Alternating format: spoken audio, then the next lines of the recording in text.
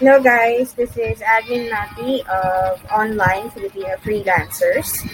And this video is all about basics of freelancing as you have requested. So, pasensya na guys, di ko talaga ayaw mag-live. And also, I'm wearing a face mask kasi hindi ako sanay ng naka-video. And insecure ako sa ngipin ko. So, pasensya nyo na. Anyway, this video is all about being home-based, and I wanted to discuss with you guys yung basics of home-based. So for today's discussion, it will just be a brief introduction, pros and cons of being home-based, how to start your freelancing journey, and what you need to do to start this journey. So being home-based, a lot of you that don't know that there are two kinds of people who are working at home. So when you have a permanent 8-hour shift, that means you're a full-time home-based worker. But there's also something called freelancer. So is there any difference? Yes. For someone who's home-based, like I mentioned, it's 8 hours. But for some, there are freelancers who are just paid for a fixed rate and have multiple clients. So if you're going to ask me, I'm a bit of both. I have full-time and I also have fixed clients. So for me, it doesn't really matter which one of you guys are going to be. What matters is that you work at home and you are able to earn for yourself and for your family, and you are able to support them or the lifestyle that you want. So it's just for me to discuss it so that you should know. Anyway, this is just basics. So that's why I'm discussing it.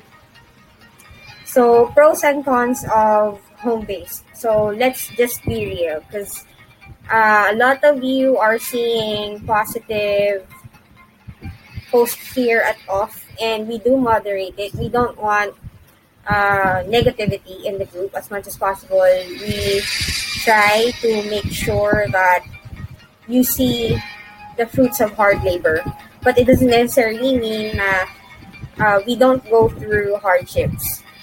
I have 10 years of experience in the BPO, and I can honestly tell you guys, it's humbling when I started to work at home. Those 10 years that I've been working, it's like wala lang. And to be honest, it felt like shit because the competition is tough. That I can guarantee you, and it's not something that I can sugarcoat for you guys. So the only thing that I can do for you is try to introduce to you the basics of home-based or freelance work. That way you'd know what you're getting into, and you'd be able to prepare once you are decided to go through this journey. So first off, pros muna, syempre. Doon muna tayo sa magandang face of working at home. Of course, number one, no traffic because you're just gonna be at home. I used to dread going to work kasi you're gonna spend 1 hour, 2 hours, or 3 hours going to work. And I'm going to be cramped in a van full of people, and some of them are really inconsiderate when you're in a van or in a bus. Malas ko pa pag nahipuan ako, diba? Saklap nun. And then, nagbayad ka pa ng pamasahe, pero kalahati lang ng puwet mo yung nakaupo. Pag naman nasa jeep ka, di naman aircon. Diba? And then, when you get at work, makakaranas ka pa ng politics. Diba? It sucks. And then you have to wear ridiculous dress codes that you don't even know what it's for. I mean, I get it. You need to be presentable. But sometimes, if you're just on the phone, especially in the BPO, if you're on the phone and you're being asked to wear a certain dress code, it doesn't really make sense. So aside from that, when you're already working at home, it's possible for you to work at your own time. You get to call the shots. You get to say no to clients, especially if you have multiple clients already. You get to say no to them, especially if it's not a match or you find that your salary is too low or that the client is unreasonable. And if you're someone who is really fast learner and someone who really wants to learn the ropes of freelancing, this is definitely a good industry for you because it's really vast and you can learn as much as you want. That the opportunity is endless because you have YouTube, you have Google, and most of all, you can have more time for yourself, for your family and friends, and you can be the boss and have your own rules. So, who doesn't want that, diba? Yung gusto mo na nasa bahay ka lang, nakakausap mo yung asawa mo, nakakausap mo yung mga anak mo, kasama mo sila sa school, natutulungan mo sila sa assignments, na ipagluluto mo sila. So, that are the pros of working at home. But let's also address the big elephant in the room. So before even starting working at home, you should also know the cons of working at home. Gaya po ng lagi ko sinasabi, wala naman pong trabaho madali. Lahat po yan pinaghihirapan. And we have to start somewhere. Like I mentioned, I had 10 years of BPO experience and ulitin ko lang po na it's really humbling to be in this industry because the competition is tough. Aside from competing against newbies, you're also going to be competing with tenured ones, people who have been in this industry for the longest time. So you really have to be up your game and you really have to rise to the challenge of being heard from all of the noise that you're going to be getting from social media and from getting your application noticed by your clients. So, cons of working at home. It's highly erratic and highly volatile. One thing is your skill is going to be in demand. Next thing is it's no longer in demand. It's highly saturated. It can be stressful if you choose it to be, especially if you have multiple clients and then you can't manage your time properly. That's one of the things that people always forget is that since you have time, you can mismanage or you tend to procrastinate. That's another one. If you procrastinate, this means that you tend to put things off. And you miss deadlines. And what happens? You fail the client. Now, that's not something that you would want. And with being work at home, we have an online footprint. So we have an online reputation. If you're being good of handling your clients, more referrals are going to come to you and more businesses are going to open up for you. It can be uncertain because today, you have work. Tomorrow, no more work. So it's a reality that we have to face, that we have to accept. Once you are in this industry, it's something that we cannot deny.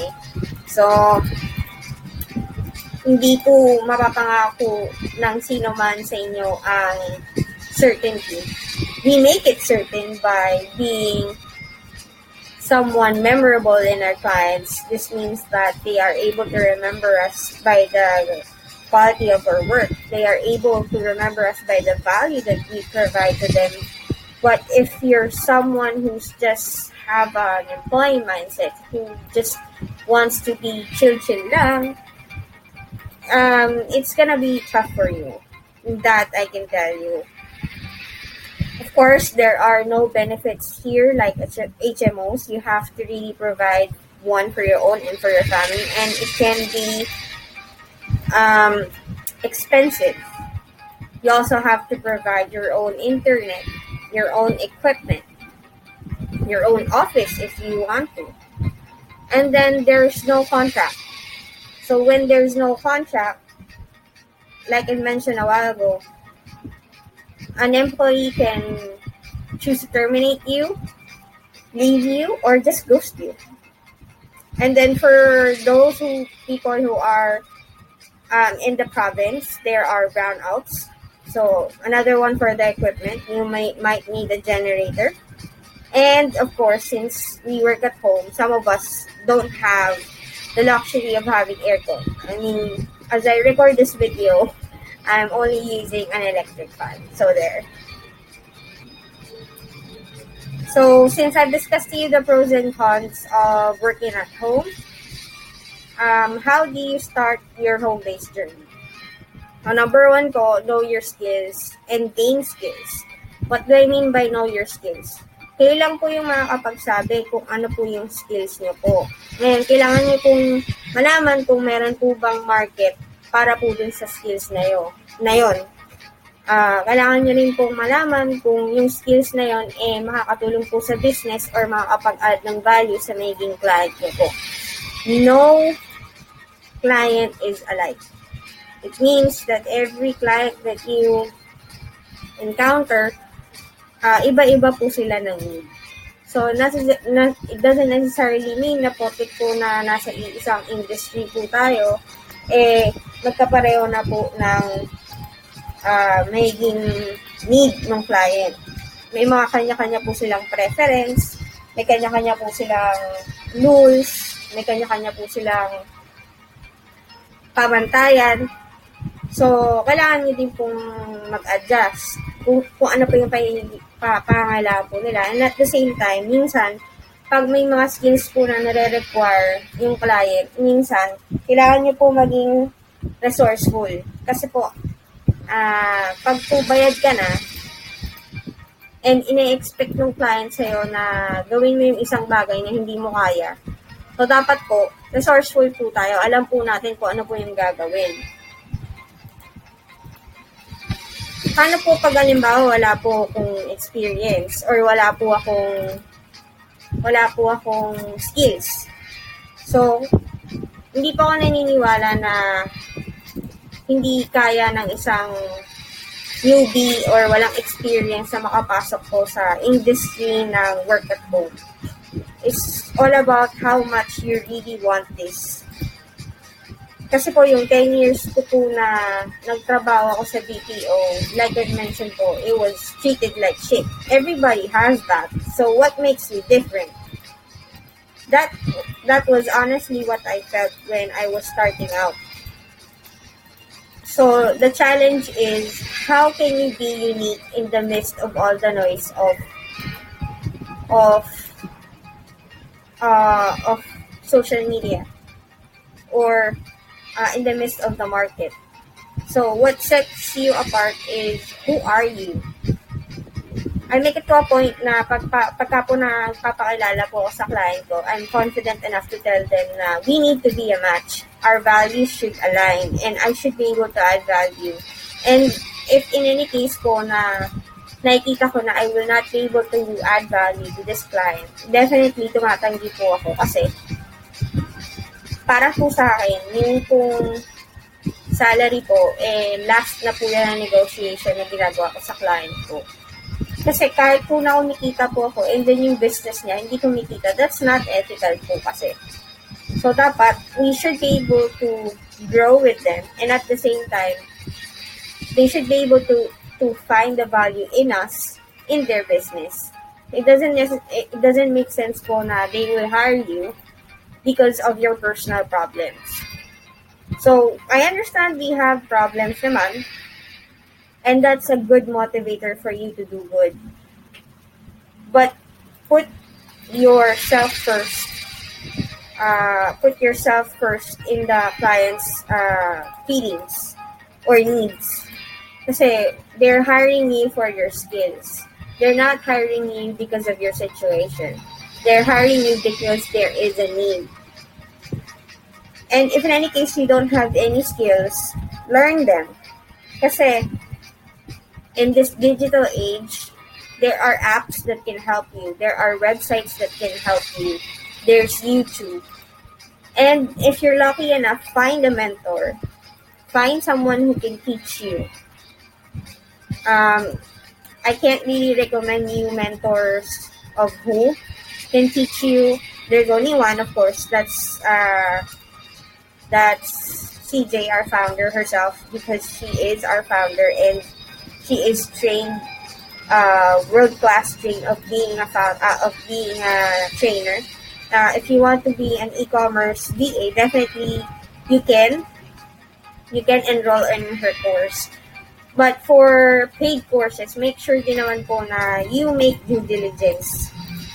Make sure that you research, you make sure that you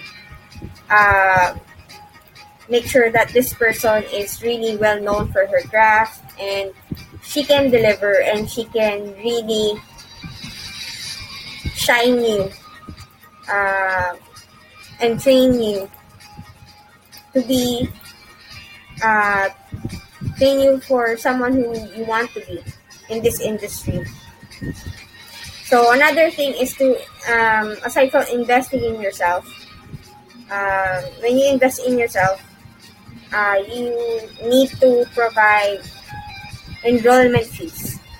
So, at first, mahal siya. Kasi, ako, I can definitely tell you, I purchased courses and I spent around 30,000 pesos just to train myself. So, the more that you invest, the more that you are able to make sure that you have a strong foundation and more clients will be able to work with you, and you can attract more clients, because the more that you are able to invest, the more that you can prove to them that you can do it, that you can be able to provide value to them, and you can do whatever it takes to get the job done. And aside from that, you get to invest on equipment.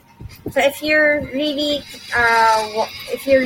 bent on being in this industry, you really have to spend again another 20 to 30,000 just to get a good equipment.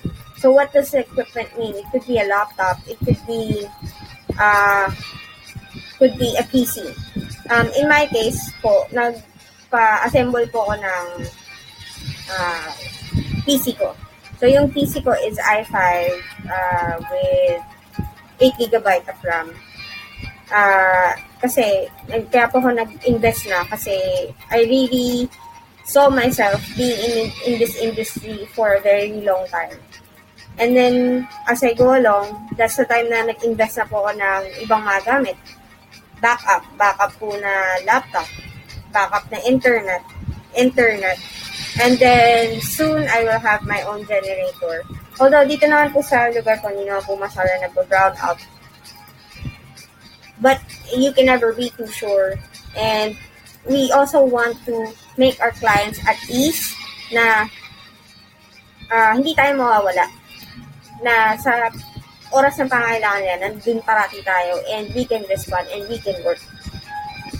So, paano naman po yung mga second-hand na laptop? Paano naman po yung mga mababa yung specs na laptop or mga mababa po na PC specs? Okay naman po yun, wala naman po issue. If you're starting out, you don't need to shell out, especially if wala po tayong budget. That's understandable. But if in any case, you're already working and you have multiple clients and you have extra, it's really your responsibility to invest on proper and good equipment. Kasi it will also save you.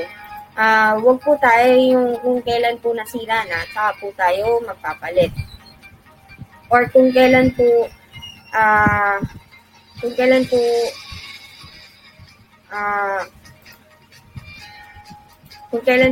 kailangan na, saka lang po tayo bibili. So, dapat po ready po tayo kung ano po yung hingin ng client. At least ready na sa lahat. And once you got the first two, the next thing that you will do is improve on your resume and your cover letter. So, like I mentioned, I've been in this industry for in the BPO and the corporate industry for 10 years. So, I had to improve on my resume. So, I had to go through 10 to 15 revisions before I can say that it's effective. So, dun po sa improvement of resume, meron po akong tutorial dito sa off. So, I'm just gonna paste the link here after this video sa comment section or even sa mismong post ko. So, that way you can revisit it. Same goes for the cover letter. For the cover letter, I